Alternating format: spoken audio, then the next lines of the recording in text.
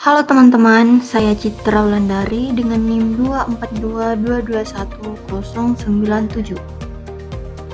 Halo, perkenalkan, nama saya Dinda Rahmawati dengan NIM 242211075. Saya Nahda Muhibah dengan NIM 242221106. Perkenalkan, nama saya Lukmanul Rahman dengan NIM 242221120.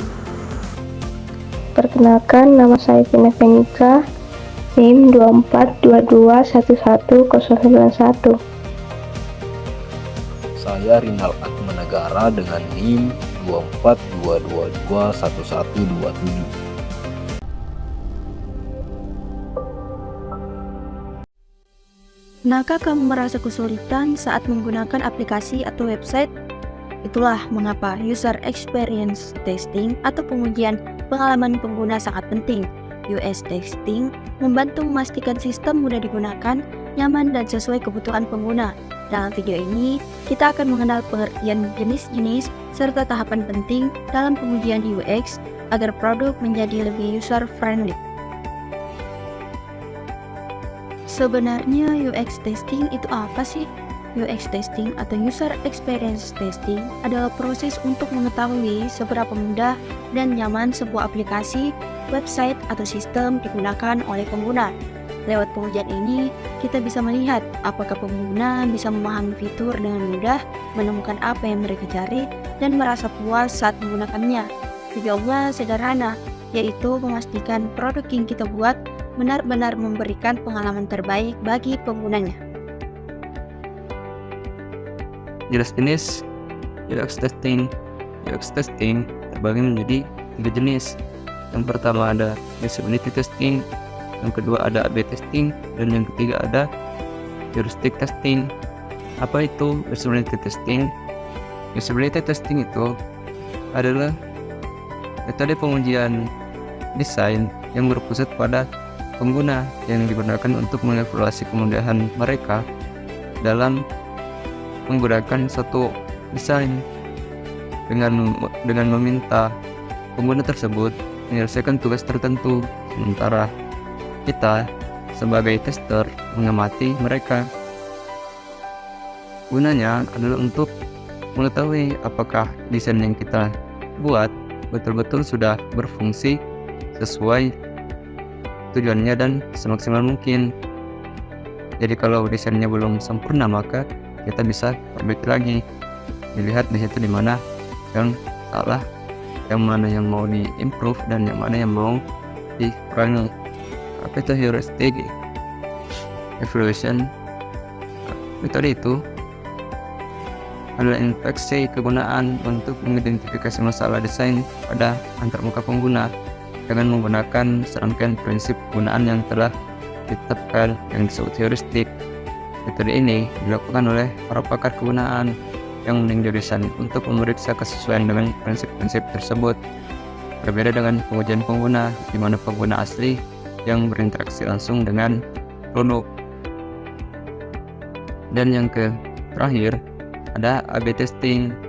A/B testing itu adalah pengujian dengan cara membandingkan dua desain dan melihat mana dari kedua desain itu yang lebih efektif, yang lebih bagus, dan yang lebih mudah digunakan oleh para user. Setelah tahu jenis-jenis pengujian UX, sekarang muncul pertanyaan gimana sih cara kita memahami perilaku pengguna secara langsung? Nah, disinilah pentingnya teknik survei dan observasi pengguna. Tapi tekniknya itu apa aja sih? Yuk kita bahas. Ada 3 cara utama. Yang pertama, direct observation atau observasi langsung. Peneliti mengamati langsung bagaimana pengguna berinteraksi dengan sistem. Yang kedua, indirect observation atau observasi tidak langsung. Aktivitas pengguna direkam, misalnya lewat log, data, atau video tanpa kehadiran peneliti.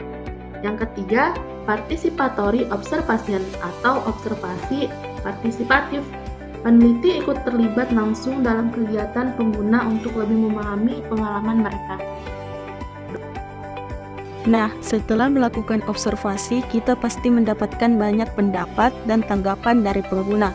Tapi dari mana aja sih sebenarnya feedback pengguna itu bisa didapat dan bagaimana cara menganalisisnya? Yuk kita bahas sumber dan cara menganalisis feedback pengguna. Beberapa sumber umpan balik yang bisa digunakan antara lain yang pertama yaitu survei atau kuesioner untuk mengumpulkan pendapat dari banyak pengguna. Yang kedua yaitu wawancara langsung untuk memahami alasan dibalik perilaku pengguna. Yang ketiga yaitu komentar online atau ulasan aplikasi, memberikan pandangan nyata dari pengguna sebenarnya. Yang keempat yaitu log analytics, menganalisis data aktivitas pengguna di aplikasi untuk melihat bagaimana yang sering dipakai atau membingungkan. Setelah mengumpulkan feedback dari pengguna, langkah selanjutnya adalah memperbaiki desain agar jadi lebih baik. Nah, proses inilah yang disebut dengan siklus iterasi desain. Tapi, tahapan adalah siklus ini itu apa saja sih? Yuk kita bahas satu persatu. Yang pertama, desain awal. Tahap awal membuat rancangan produk atau sistem berdasarkan kebutuhan pengguna dan tujuan yang ingin dicapai. Yang kedua, pengujian. Desain diuji untuk mengetahui apakah berfungsi dengan baik dan sesuai harapan. Yang ketiga, evaluasi. Hasil pengujian dianalisis untuk menemukan kekurangan atau bagian yang perlu ditingkatkan. Yang keempat, redesign. Desain diperbaiki dan disempurnakan berdasarkan hasil evaluasi agar lebih efektif dan efisien. Yang kelima, retesting. Desain yang telah diperbarui diuji kembali untuk memastikan semua perbaikan berhasil dan produk siap digunakan. Kalau kita sudah tahu cara menguji dan memperbaiki desain, sekarang pertanyaan, gimana caranya bikin produk yang benar-benar nyaman dipakai pengguna? Nah, disinilah pentingnya memahami prinsip-prinsip pengembangan produk yang user-friendly. Yuk kita bahas satu persatu. Poin pertama, simple navigation atau navigasi yang sederhana. Desain harus mudah dipahami, pengguna harus bisa menemukan fitur atau menu yang mereka cari tanpa bingung. Semakin sederhana navigasinya, semakin nyaman digunakan. Poin kedua, konsistensi atau konsistensi tampilan dan fungsi. Gunakan gaya desain, warna, dan tata letak konsisten di seluruh bagian aplikasi. Konsistensi membantu pengguna merasa familiar dan tidak perlu belajar ulang di setiap halaman-halaman. Poin ketiga, feedback system atau sistem umpan balik. Berikan respon setiap kali pengguna melakukan sesuatu seperti notifikasi, data berhasil disimpan, atau pesan gagal memuat. Sebuah produk yang baik tidak hanya bekerja dengan benar, tapi juga dirasakan benar oleh penggunanya. Dengan menerapkan prinsip seperti navigasi sederhana, konsistensi desain, sistem umpan balik, dan aksesibilitas, kita bisa menciptakan pengalaman yang positif dan bermakna. Pada akhirnya, pengembangan produk yang user-friendly adalah tentang empati, memahami pengguna, mempermudah langkah mereka, dan membuat setiap interaksi menjadi menyenangkan.